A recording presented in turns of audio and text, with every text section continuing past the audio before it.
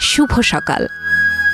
আজ শনিবার 10 মে 2025 খ্রিস্টাব্দ, 11 জিলকদ 1446 হিজরি, 27 বৈশাখ 1432 বঙ্গাব্দ গ্রীষ্মকাল।